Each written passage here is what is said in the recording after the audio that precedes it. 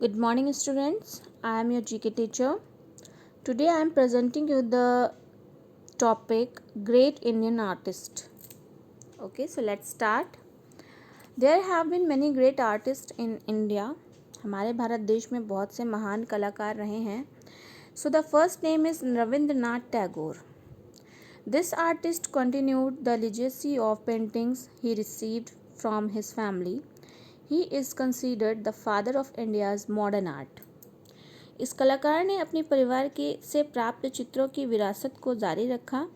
उन्हें भारत की आधुनिक कला का जगत माना जाता है. रविंद्रनाथ टैगोर को आधुनिक भारत की कला का जनक माना जाता है. Alright student. Next name is Gemini Roy. Born in 1887 in Bengal, this artist was amongst the most dominant painters of the past century. He received passion for paintings. His father gave up his government job to pursue his fascination for painting.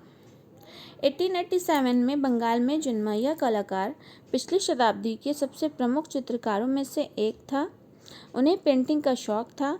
उनके पिता ने painting के लिए अपने आकर्षण को आगे बढ़ाने के लिए अपनी सरकारी नौकरी छोड़ दी थी. जेमिनी राय को अपनी पेंटिंग के प्रति आकर्षण को देखते हुए उनके पिता ने अपनी जॉब छोड़ दी थी, नौकरी छोड़ दी थी. चलिए आगे बढ़ते हैं. Next is Amrita Shergil. She won revolutionary painter of for her time. Though both her career and life were short, she left a deep mark with her creativity on the art scenario of the 20th century India.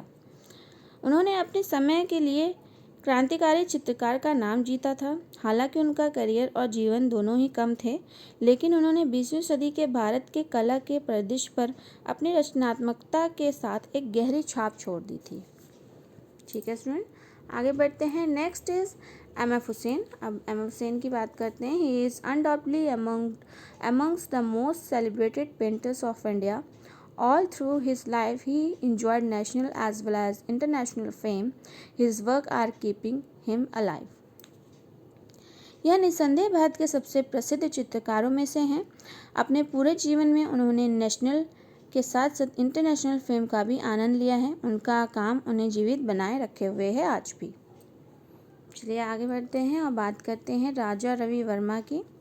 This artist worked mostly on the epics the Ramayana and the Mahabharata. Most of his paintings depict women beautifully clad in sari.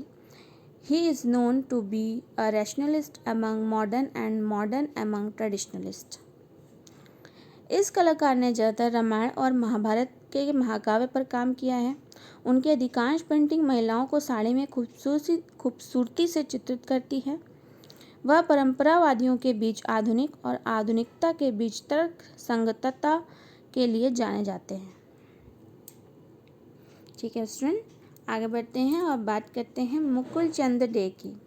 He was the first Indian painter to go abroad to study print making as an art. He chose an essentially Western medium to portray various sides of Indian life. He concentrated on dry point etching throughout European practice. वह एक कला के रूप में print making का अध्ययन करने के लिए विदेश जाने वाले पहले भारतीय चित्रकार थे. उन्होंने भारतीय जीवन के विभिन्न पक्षों को चित्रित करने के लिए अनिवार्य रूप से पश्चिमी माध्यम चुना. उन्होंने ड्राई पॉइंट पर अपना ध्यान केंद्रित करते हुए पूरी तरह से यूरोपीय अभ्यास किया अपनी पेंटिंग पर. Okay students, so I hope ये टॉपिक आपको अच्छा लगा होगा students. And exercise will also be provided. So till then, thank you and have a great day ahead.